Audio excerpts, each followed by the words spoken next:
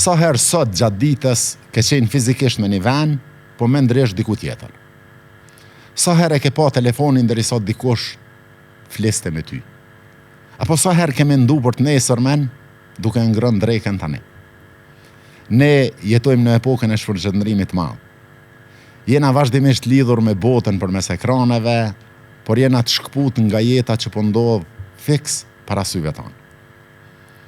Mendja jonë është një udhëtare e pandalshme, ajo shkon të kalumen duke rijetu pengje e plag, edhe nxiton në të ardhmen të i kriju skenar ankthi. Kujtoja vetës se e kalumja ka ik, edhe nuk ndryshohet dot. Ndërka që ardhmja nuk ka ardhende.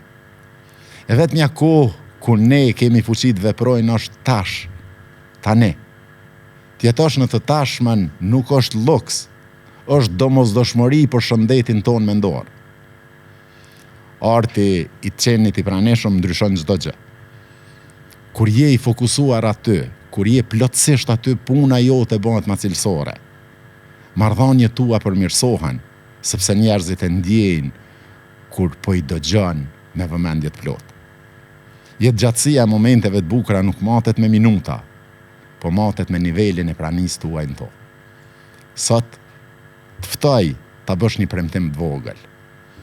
Kur je diku me dika, leje telefonin. Kur je jashtë, leje telefonin, shikoj qiellin, dëgjoj zhurmat për rreth teje. Shikoj në sy personin që e ki përballë. Mos lejo që jeta jote me kalu pa jetu të jetën. Merë frymë thellë edhe thuj vetës, unë jam këtu, edhe ky moment mjafton. Sigle.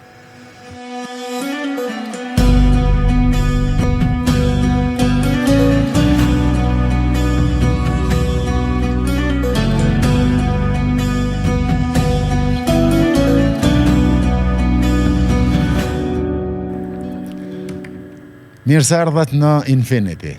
Ka njerëz që kërkojnë kuptimin e jetës përmes librave, disa përmes udhëtimeve, disa tjerë përmes besimit në Zot.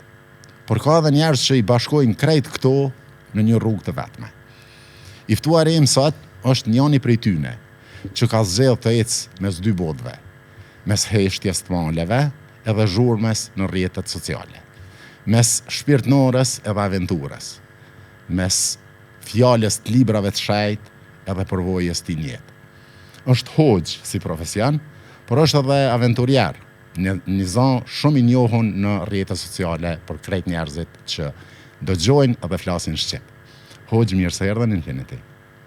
A bon unë hiç mos me fol, mas kësaj fjalës tande të shkoj unë më mirë. Dashur dëgjues, kaq patëm për sonte, natën e mirë.